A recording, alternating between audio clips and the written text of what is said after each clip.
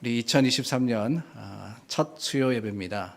우리 집사님 기도해 주신 대로 또 예배를 통해서 하나님께서 우리에게 새 출발을 허락하신 만큼 우리도 열심으로써 주님의 말씀을 듣고 배우고 그 말씀대로 살아가기를 결단하는 귀한 시간이 될 수 있기를 바랍니다. 오늘 저희가 히브리서 12장 14절서부터 29절까지 나누었습니다. 계속해서 히브리서를 저희가 나누고 있는데 히브리서가 몇 장까지 있습니까? 갑자기 물으니까 잘 기억이 안 나시죠? 13장까지 있습니다. 13장.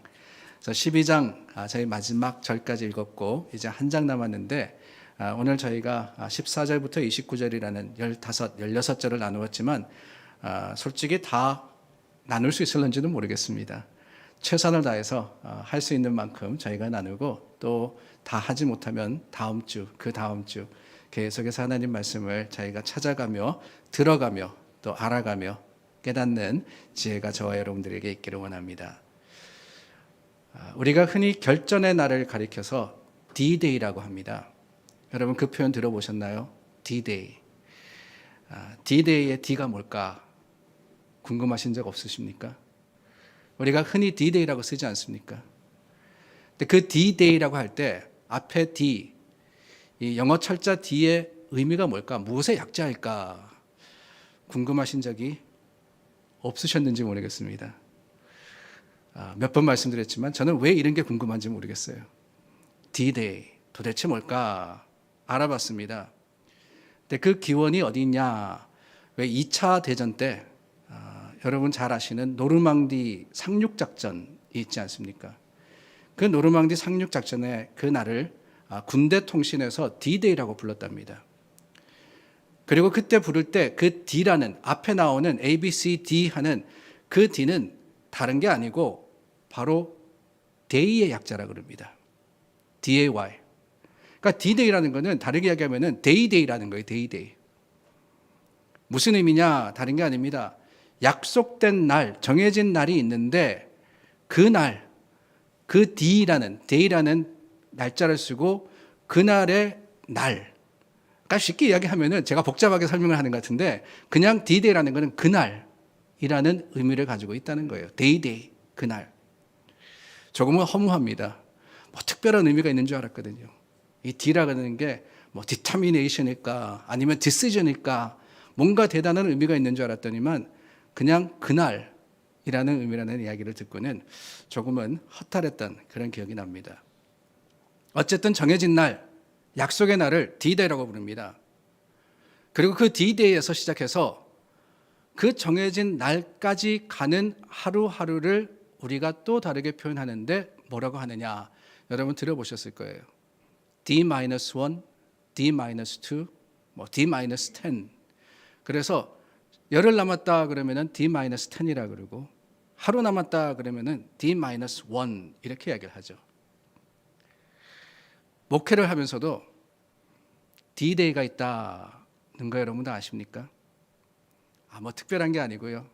목회의 D-Day는 교회력의 특별한 날들, 교회 절기들이 D-Day입니다. 예를 들어서 부활절이 D-Day예요. 목사에게는 감사합니다. 목사에게는 부활절이 D-Day입니다. 중요한 날이잖아요. 그날을 향해서 우리가 영적으로도 준비를 하고 또한 사역적으로도 준비를 하며 예배적으로도 준비를 합니다.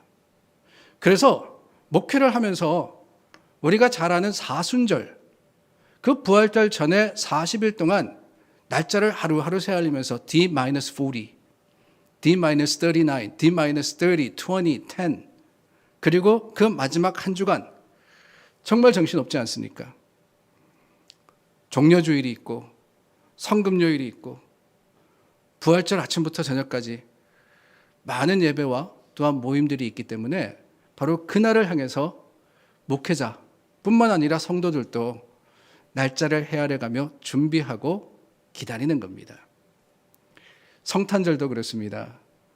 우리가 성탄절을 지나서 오늘이 1월 11일인가요? 이제 한 20일쯤 지나왔는데 성탄절을 향해서 가면서도 목회자의 마음은 두근두근합니다. 대강절의 기간, 그 기간을 지나면서 성탄절까지 가서 성탄절 D-Day를 보냈는데 거기서 끝이 나면 좋은데 성탄절이 지나가면은 바로 뭐가 오느냐? 신년주일이 오잖아요. 신년주일이 오니까 그때까지 또 계산을 하는 겁니다. 그리고는 신년이 되면은 뭐 여러 가지 예배들, 모임들, 송구영신, 신년주일, 그러고 나면은 또 카운트가 시작이 되죠. 부활절을 향해서 또 가는 거예요. 그러니까 1년이 그냥 서클로 돌아가면서 항상 목사의 마음에는 그때까지 얼마 남았구나, 그때까지 얼마 남았구나, 그때까지 얼마 남았구나. 그러다 보니까 마음이 편할 때가 없습니다.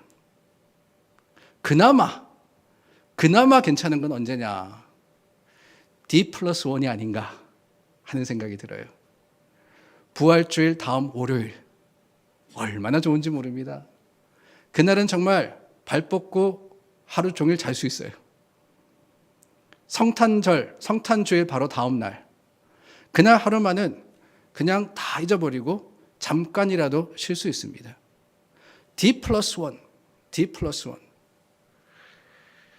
가장 바쁠 때, 가장 정신없을 때, 그때를 지나서 잠깐이라도 쉴 수 있는 때가 오면은 그게 그렇게 좋더라고요. 감사하게도 저희 교회는 바로 그때 수요 예배와 새벽 기도에 쉬어갔습니다. 지난 2주, 3주 동안 저희가 모이지 않았잖아요. 누가 이렇게 시작하셨는지 모르겠는데 정말 좋습니다. 정말 너무 감사해요. 아마 앞으로도 계속 이랬으면 좋지 않을까 하는 그런 조그만 욕심의 생각이 제 마음에 있기도 합니다. 근데 그렇게 2, 3주간의 시간이 벌써 다 지나서 오늘 저희가 다시 모이기 시작했는데 어쩌면은 오늘은 바로 그 D+1이 아닌가 하는 생각이 듭니다. 조금은 쉴 수 있다라고 생각했지만은 그것만이 아니라 D+1, 지난 그 다음, D-Day도 중요하지만 사실은 그 다음 날 어떤 모습으로 시작하느냐 하는 것이 중요하지 않습니까? 새 마음으로 우리가 한 해를 본격적으로 시작할 때, 수요 예배만이 아니라 토요일 새벽 기도에도 다시 한번 하나님 앞에 나와 드릴 때 2023년 우리가 어떤 모습으로 믿음이 성장하고 어떤 마음으로 우리 모습이 자랄는지 기대해 보지 않을 수가 없습니다. 그런 의미에서 저는 오늘 말씀을 봐야 한다라는 생각이 들어요. 저희가 나누었던 본문, 이 말씀은 D+1의 교훈입니다. 12장 전반부를 저희가 작년에 나누었죠. 1년이 됐는데 작년에 나누었는데 그 12장 전반부의 내용 기억나십니까? 다름이 아니라 고난과 고통 가운데 우리가 예수님을 바라봄으로써 인내를 경주하자 그랬습니다. 그 당시 교회들이, 그 당시 성도들이 겪고 있었던 여러 가지 어려움들, 핍박과 심지어는 순교에 이르는 그 여러 가지 어려움들 가운데서도 여전히 인내함으로써 주님을 바라보며 세상을 이기자 그랬는데 더해서 이 히브리서 기자의 이야기는 다름이 아니었습니다. 그 모든 것들이 훈련이다 라고 이야기를 했죠. 히브리서 12장에 썼던 정확한 표현은 징계였습니다. 하나님의 징계. 그러나 그 징계라는 단어를 우리는 오히려 opportunity라는, 기회라는 단어로서 보지 않았습니까? 하나님께서 우리를 징계하시는 것, 그 하나님의 우리에게 주시는 그 모든 삶의 행복만이 아닙니다. 아픔과 고통마저도 하나님은 통하여서 역사하시고 그것을 통해서 우리가 더욱더 주님과 가까이 가기를 바라시기 때문에, 거룩해지기를 원하시기 때문에 우리에게 허락해 주시는 오히려 성장의 기회, 성숙의 기회가 되어야 된다는 거예요. 11절입니다. 12장 11절 말씀에 무릇 징계가 당시에는 즐거워 보이지 않고 슬퍼 보이나 후에 그로 말미암아 연단받은 자들은 의와 평강의 열매를 맺느니라. 당할 때는 어렵습니다. 힘듭니다. 그러나 한 가지 분명한 것은 그 결과는 풍성하고 아름다울 거라는 거예요. 성도들이 하나님의 뜻과 계획 가운데 겪는 여러 가지 고난과 고통, 그 징계가 힘듭니다. 힘들 수밖에 없어요. 그러나 그로 말미암아 연단받은 자들은 의와 평강의 열매를 맺느니라. 의와 평강의 열매를 맺느니라. 의와 평강의 열매를 맺는 놀라운 은혜가 구원의 역사가 된다고 말씀을 하시는 겁니다. 그런 후에 나오는 오늘 본문의 말씀은 연단받은 자들이 그렇다면은 어떻게 살아가야 할 거냐? 그 연단을 통해서 우리가 인내하고 또한 소망해야 되는데 그 삶은 구체적으로 어떤 모습이냐라는 것을 말씀해 주고 계십니다. 구원받기 위해서 어떻게 사는 게 아니에요. 구원받기 위해서는 로마서나 다른 성경의 말씀들이 이야기하죠. 예수님을 믿어야죠. 근데 그게 다가 아니지 않습니까? justification이라는 우리가 의롭게 된 것이 신앙의 삶의 종착점이 아니라 의롭게 된 사람들이 어떻게 살아갈 거냐, 거룩해지는 것, sanctification이라고 이야기를 합니다. 성화되는 과정, 그 성화의 삶이 어떠할 거냐라는 것을 오늘 말씀은 우리에게 가르쳐 주고 계십니다. 그 말씀이 바로 14절, 너무나도 잘 알고 있는 말씀입니다. 모든 사람과 더불어 화평함과 거룩함을 따르라. 이것이 없이는 아무도 주를 보지 못하리라. 모든 사람과 더불어 화평함과 거룩함을 따르라. 이것이 없이는 아무도 주를 보지 못하리라. 여기에 두 가지의 말씀이 나옵니다. 먼저는 화평함을 따르라, 화평함을 애쓰라 라고 이야기를 하시죠. 이 화평함, 여러분들 잘 알고 계시는 그 단어 맞습니다. 샬롬이라는 단어, 영어로는 peace라 그러죠. 이스라엘 사람들이 만나서 인사를 할 때 샬롬 하고 인사합니다. 하나님의 주시는 화평이 당신에게 있기를 원합니다. 하나님의 평안이 함께 하시기를 바랍니다. 라는 의미입니다. 그런데 뭐라 그러느냐? 모든 사람과 더불어 화평함을 이루라 그러셨어요. 모든 사람과 더불어. 모든 사람과 더불어 화평함을 이룬다는 것이 어떤 것일까? 도대체 어떻게 하면 그럴 수 있을까?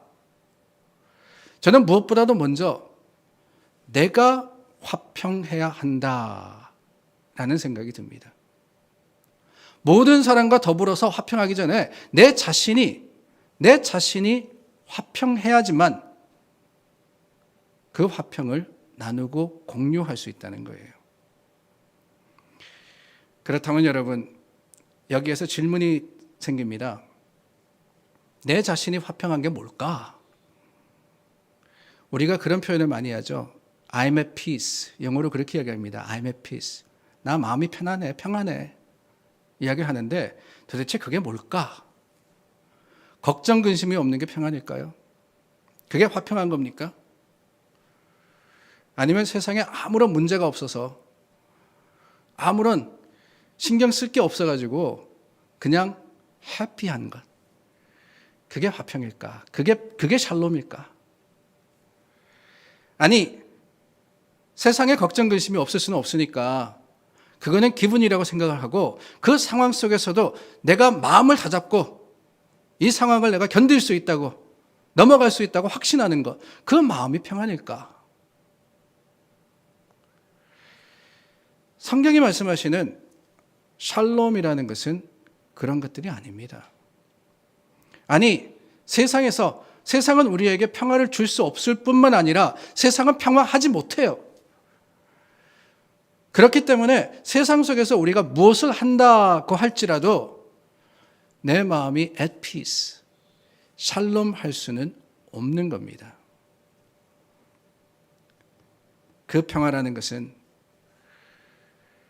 하나님이 가능하게 하시는 것이고 하나님이 우리에게 주시는 거예요. 요한복음 14장 27절 말씀입니다. 평안을 너에게 끼치노니 곧 나의 평안을 너에게 주노라. 내가 너희에게 주는 것은 세상이 주는 것과 같지 아니하니라. 너희는 마음에 근심하지도 말고 두려워하지도 말라. 예수님의 말씀입니다. 평안을 너희에게 끼치노니 My peace I give unto you. 내 평안, 나의 평안을 너희에게 준다고 말씀하시잖아요.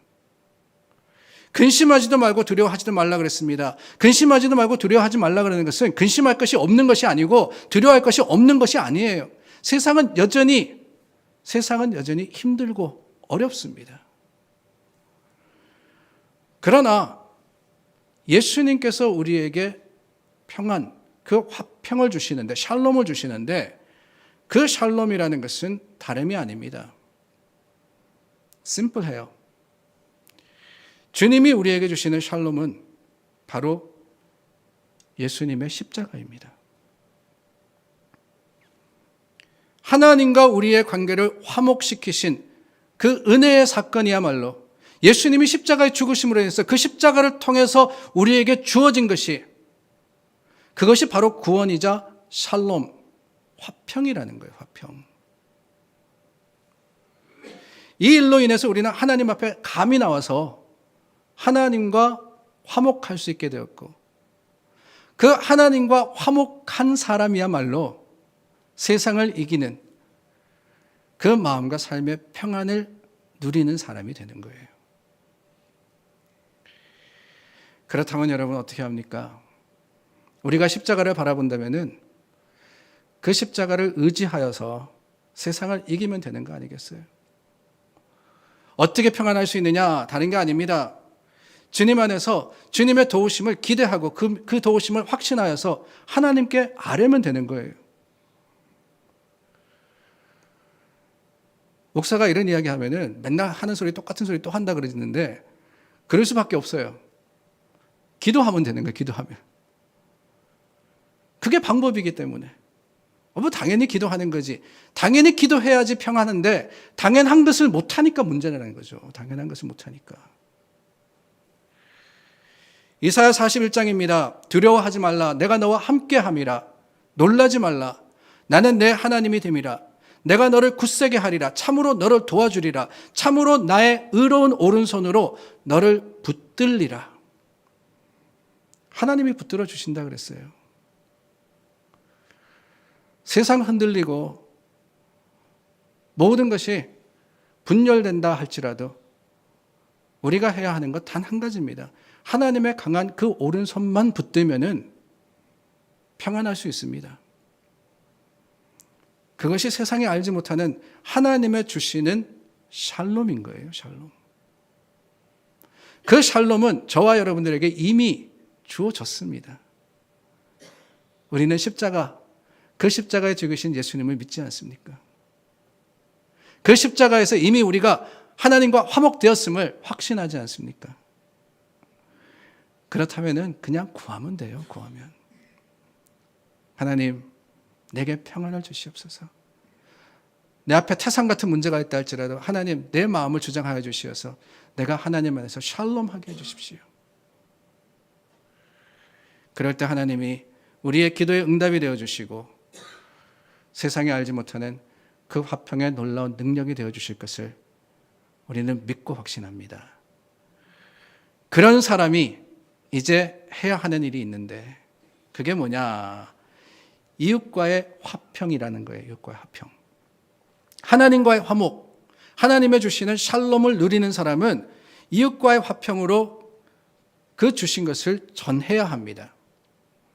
샬롬이라는 것은 개인적인 것만이 아니라 공동체를 향한 명령이기 때문에 그렇습니다. 문제는 우리는 하나님과의 화목을 기뻐하면서도 이웃과의 화평에 대해서는 적극적이지 못하더라는 거예요. 그러므로 인해서 십자가의 의미를 퇴색시킬 때가 많습니다. 하나님이 저와 여러분들을 구원해 주신 그 십자가의 놀라운 은혜는 나만 누리라고 주신 것이 결코 아닌데 내가 교회 나와서 기도할 수 있고 하나님을 알고 구원받았기 때문에 거기서 만족해 버린다면은 우리는 십자가의 놀라운 사랑을 바라게 하는 것이 아닌가 하는 생각이 듭니다. 마태복음 5장 9절에 예수님께서 말씀하셨습니다. 화평케 하는 자는 복이 있나니. 화평케 하는 자는 복이 있나니. 어떤 복인지 기억나십니까? 저희가 하나님의 아들이라 일컬음을 받을 것이며 그러셨어요. 화평케 하는 자의 복은 다름이 아닙니다. 하나님의 아들이라 일컬음을 받을 것이다. 저는 그렇게 생각을 해요. 예수님께서 화평케 하신 분이시기 때문에 우리가 또한 그 화평을 나눌 때 우리는 예수님과 같이 하나님의 아들로서의 그 놀라운 자격으로 살아가게 되는 겁니다. 그렇습니다. 거듭난 우리들, 주님께서 주시는 그 놀라운 구원의 역사를 어떻게 하면은 삶의 모습으로 하나님께 영광 돌릴 수 있느냐. 그 첫 번째, 우리에게 주신 평화, 그 평화를 나눠야 되는 거예요. 예수 그리스도가 어떤 분이라는 것, 그 예수님께서 주신 하나님과의 화목됨을 세상 속에 전파할 뿐만 아니라 또한 단도직입적으로 모든 사람들과 화평하라 하신 것은 어쩌면 우리 가운데 있는 여러 가지의 이견과 다름과 또한 다툼을 내려놓는 것이 하나님의 뜻이 아닌가 하는 생각이 듭니다. 그런 이야기 들어보셨을 거예요. 두 사람이 버스에서 막 다투고 있었답니다. 얼마나 심하게 싸우는지 소리를 높여가지고 욕까지 하면서 그냥 투닥투닥 하고 있는데 그거를 보다 못한 한 사람이 그렇게 한마디 했다잖아요. 여기서 싸우지 마시고 좀 두 분이서 자제하십시오. 아니, 여기가 교회인 줄 아십니까? 그러더래요. 여기가 교회인 줄 아십니까? 왜 그렇게 됐을까요? 교회가 왜 싸움의 대명사가 되었나? 어디서부터 잘못된 건가? 궁금하지 않을 수가 없습니다. 한편으로는 그 말에 반박할 수가 없어서 더 부끄럽지 않나 하는 생각이 들어요. 모든 사람과 더불어 화평함을 이루라. 그 모든 사람, 먼저는 가장 가까이 있는 사람 아니겠습니까? 가족과 교우와 이웃과 그 사람들과 물론 여러 가지 다름으로 인한 어려움들이 있겠지만 그럴 때마다 다시 한번 예수님이 왜 이 땅에 오셨는지, 예수님이 왜 십자가를 지셨는지, 주님의 지신 십자가를 바라보면서 또한 그 십자가가 내게도 지어졌음을 기억하며 주님의 샬롬으로서 다시 한번 용서하고 다시 한번 용서받고 하나가 될 수 있는 저와 여러분들이 될 수 있기를 바랍니다. 오늘 14절 말씀 두 번째는 모든 사람과 더불어 거룩함을 따르라 그랬습니다. 이 거룩함이라는 단어를 영어에 보니까 홀리라는 단어로 표현했습니다. 홀리. 십자가로 죄사함의 은총을 받은 우리에게 주어진 이 하나님의 명령이고 당연히 우리가 살아가야 되는 삶의 모습입니다. 거룩한 삶. 근데 거룩이라는 거 너무나도 잘 알고 있습니다. 이 거룩이라는 것은 하나님의 성품이에요. 우리가 성화, sanctification 이렇게 이야기를 하는데 사실은 우리 자신의 힘과 능력으로서는 거룩해질 수 없습니다. 다만 하나님을 닮아가는 그 과정 속에서 하나님의 성품을 최선을 다해서 쫓아가는 것, 쉽게 이야기하자면 흉내를 내려고 하는 그 모습이 거룩한 삶의 모습이 아닌가 하는 생각이 들어요. 하나님이 생각하시는 대로 생각하려고 하고 하나님이 귀하게 여기시는 걸 귀하게 생각을 하며 하나님의 심령으로서 구별하여서 말씀을 지키려고 하는 것, 그게 우리가 할 수 있는 거룩의 삶의 모습이 아닐까요? 화평에 대해서 나누었지 않습니까? 우리 이 화평이라는 것, 샬롬이라는 것은 거룩과 분리될 수가 없습니다. 우리가 하나님과 화평한다면은 예수 그리스도의 그 놀라운 은혜로서 하나님과 화목되었다면은 반드시 거룩한 삶을 살아가야 되는 거예요. 거룩은 지키면서 화평이 없다 그러면은 그건 독선 아니겠어요? 거룩이 없는 화평은 참된 삶의 모습이라고 할 수는 없습니다. 하나님을 알지 못하고 믿지 않는 사람들 중에서도 모든 사람과 화평하려고 하는 사람들이 얼마나 많아요. 얼마든지 있습니다. 화평이라는 것, 그 평안이라는 것이 우리의 것만은 아닙니다. 그러나 교회가 다른 것은, 성도가 다른 것은 그 화평과 거룩함이 함께 갈 때, 왜 화평하느냐? 나 싸우기 싫어가지고, 나 다투기 싫어가지고, 나는 그냥 좋은 게 좋은 거야. 이게 다가 아니라 그 속에 하나님이 우리를 사랑하심을 기억하고 그 하나님의 사랑으로서 내가 구원받았기 때문에 하나님이 지으신 한 영혼이라도 구원받지 못함을 원치 않는 마음, 그 마음으로서 하나가 되고 사랑하는, 이게 함께 갈 때 우리는 진정한 하나님이 원하시는 삶을 사는 게 아닌가 하는 생각이 듭니다. 거룩과 화평의 삶의 모습. 그러므로 오늘 저와 여러분들 이 말씀을 마음에 담고 하나님을 쫓아 살아가야 합니다. 24절 말씀 후반부가 무섭지 않습니까? 이것이 없이는 아무도 주를 보지 못하리라. 이것이 없이는 아무도 주를 보지 못하리라. 주를 보지 못한다 하는 것은 시각적으로 예수님을 보고 하나님을 보고 그 이야기가 아닙니다. 이 말씀은요, 화평함과 거룩함이 없으면은 모든 것이 가식이라는 의미예요. 주님을 따른다고 하면서 교회 다니면서 가는 데마다 그 사람이 가면은 싸움이 벌어져, 나누어져. 그런다면 그 사람 교회는 다니는데 그냥 성품은 옛날 그대로야 라고 한다면 우리는 어쩌면은 거짓 신앙생활을 하고 있는 것은 아닌가 하는 생각을 아니할 수 없습니다. 거룩과 화평의 삶, 분명히 보여져야 되는 삶입니다. 그 보여져야 되는 삶의 구체적인 모습이 15절 말씀서부터 나오는데요. 15절 말씀해 보니까 너희는 하나님의 은혜에 이르지 못하는 자가 없도록 하고 그랬습니다. 자, 그렇다면은 믿음의 공동체 안에서 모든 사람과 더불어 화평함과 거룩함을 따르는 그 구체적인 예가 뭐냐? 첫 번째, 모든 성도가 하나님의 은혜에 이르지 못하지 않도록 수고하고 노력하라. 서로 돌아보라 라고 했습니다. 이르지 못한다 그랬습니다.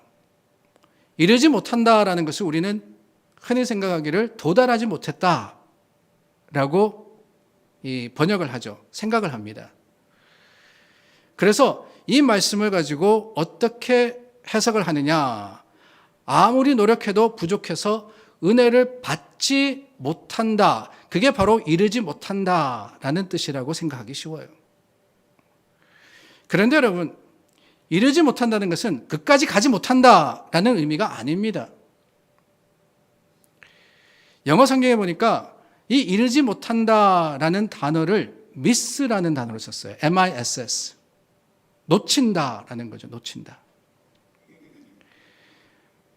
그렇습니다, 여러분. 하나님은 은혜 주시기에 인색하신 분이 아니십니다.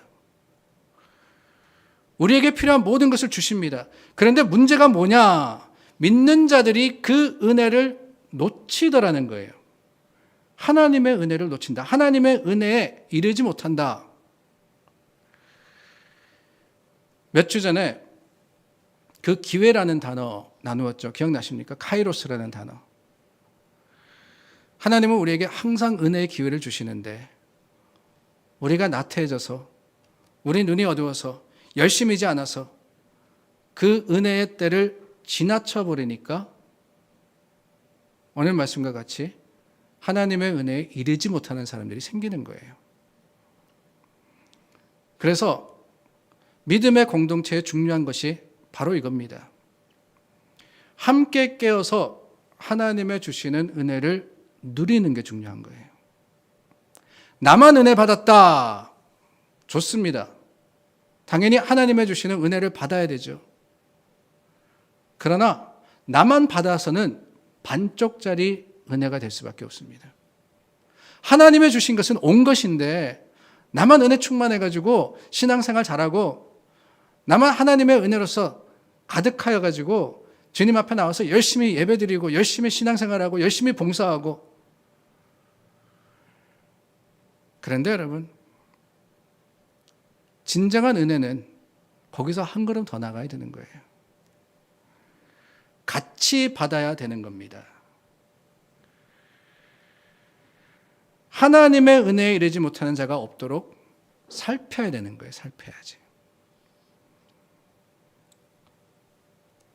성도들이 함께 하나님의 은혜에 탈락하지 않도록 우리가 서로를 위해서 기도할 뿐만 아니라 돌아보고 또한 살피고 함께 손을 붙잡고 나아갈 때 교회는 교회다운 겁니다.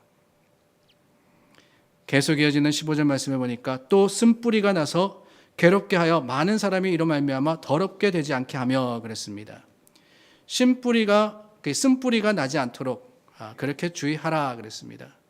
근데 이 쓴뿌리가 뭐냐라는 것에 대해서는 많은 다른 해석이 있습니다. 어떤 사람은 마음이 그냥 상해가지고 우리가 쓴뿌리 그러면 그러잖아요. 어떤 상처받은 것들 이런 것들을 쓴뿌리라고 이야기를 하는데 또 어떤 해석에는 이 쓴뿌리가 우상숭배, 하나님을 떠난 이런 것들을 쓴뿌리라고 한다라고 해석을 하기도 합니다. 뭘까라는 것, 제가 대단한 성경학자면은 이거다 그러고 말씀을 드리겠는데 그러지는 못할 것 같고요. 어떻게 되었든지 간에 이 쓴뿌리라는 것은 보이지는 않는 겁니다. 보이지는 않지만 그 속에서 쓴뿌리가 있으면은 결국엔 열매마저도 쓸 수밖에 없는 거 아니겠어요?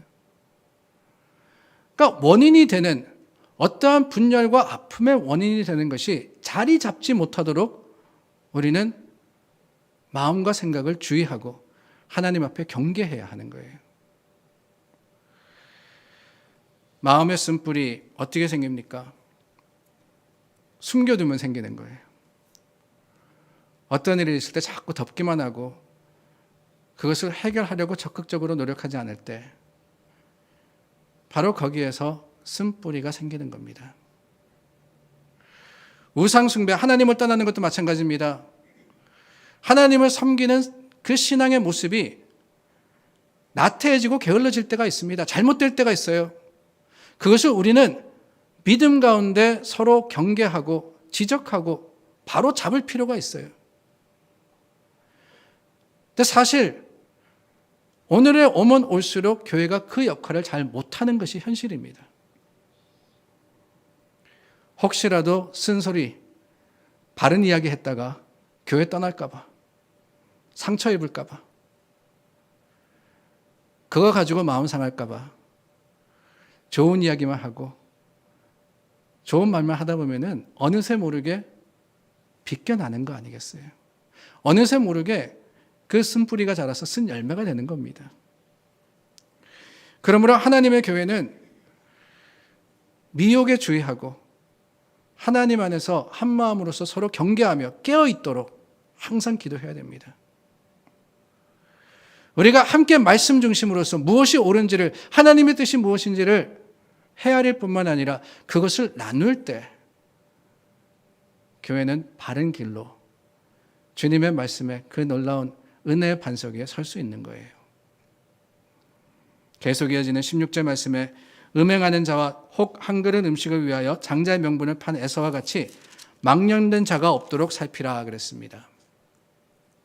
모든 사람과 더불어 화평함과 거룩함을 이루는 세 번째 구체적인 예는 다름이 아니라 그 공동체 안에 음행하는 자나 또한 망령된 자가 없게 하라 그랬습니다. 물론 음행이라는 것 자체를 우리는 육신의 정욕을 따라서 행하는 행위라고 볼 수 있습니다. 근데 그것만이 아니라 그 뒤에 나오는 망령된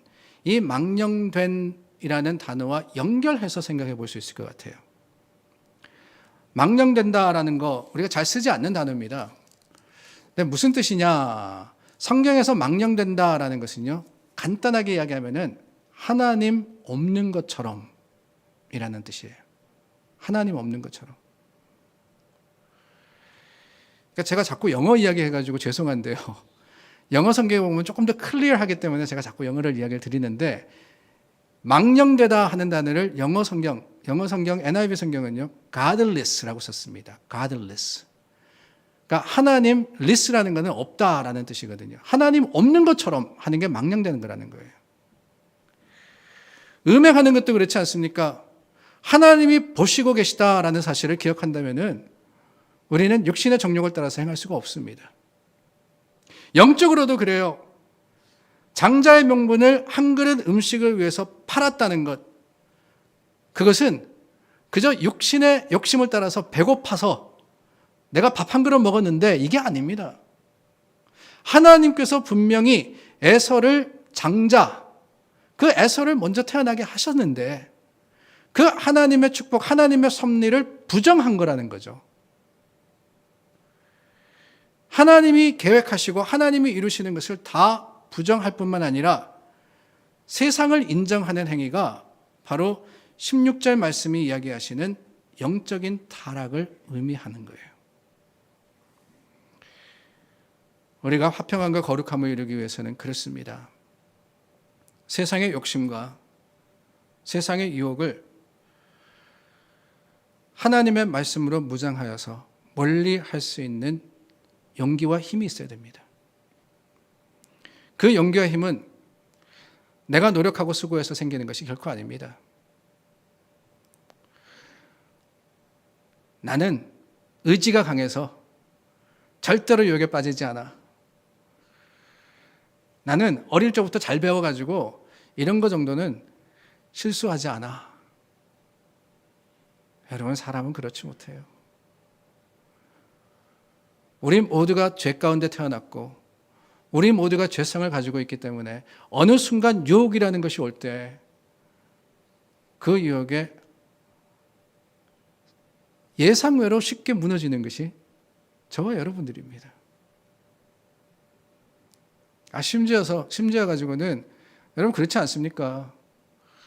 다이어트 한다고 음식 적게 먹어야 된다고 다짐했는데 그냥 눈앞에 보이는 그 밥그릇 하나 그거 못 참고, 저도 분명히 그럴 것 같아요. 지금 9시인데 집에 가면 10시쯤 될 텐데 그때 밥 달라고 그래가지고 한 그릇 먹을 것 같아요. 못 참아서. 연약한 존재입니다. 우리는 연약한 존재예요. 애서더러 뭐라 그럴 거 아니에요. 분명히 하나님의 약속이 있고 말씀이 있음을 알매도 불구하고 우리는 세상의 유혹에 넘어지고 또 넘어지는 존재이기 때문에 어떻게 할 거냐? 혼자 서려고 하는 것이 아니라 함께 서야 하는 거예요. 먼저는 주님과 함께 서야 됩니다. 하나님이 내 힘이 되어주시고 또한 하나님께서 유혹을 이길 수 있는 능력이 되어주시기를 구해서 주님과 함께 서는 그 하나님의 강한 오른손을 붙잡는 자들이 되어야 되고, 더 나아가서는 그 믿음 가운데 교회가 굳게 서야 돼요. 주님의 때가 가까우면 가까울수록 교회를 넘어뜨리려고 하는 세력이 더 강해집니다. 분명합니다. 이단에서부터 시작을 해서 세상마저도 하나님의 교회가 주님 말씀 가운데 서서 하나님 앞에 바로 신앙생활 하는 거 원치 않아요. 그렇기 때문에 우리가 가장 약한 부분을 건드릴 겁니다. 육신의 정욕과 또한 세상의 욕심, 이런 것들을 가지고 우리를 넘어뜨리려고 할 때 주님 안에서 하나된 성도들은 서로가 서로를 격려하고 위로하고 도전하고 또한 하나님 말씀으로 가르치고 배우고 그 말씀으로서 깨어있음으로써 주님의 주시는 화평과 거룩함으로 하나님께 나아가야 하는 거 아니겠습니까? 2023년을 시작하는 저와 여러분 그러기를 원합니다. 2023년에는 우리 함께 하나님 앞에 믿음과 또한 참 하나님 말씀에 그 놀라운 은혜로 서기를 원합니다. 제가 부족할 때 여러분들께서 지적해 주시고 여러분들이 또한 부족할 때, 나태할 때, 잘못될 때 담대함으로 하나님의 말씀을 덧입어서 여러분들을 지적할 수 있는 그런 신뢰와 하나됨이 저와 여러분들 가운데 있기를 바라고 그게 바로 우리 교회이기를 원하며 하나님의 주시는 큰 능력이자 은혜가 될 수 있기를 예수님의 이름으로 축원합니다. 이 시간 우리 함께 기도하겠습니다.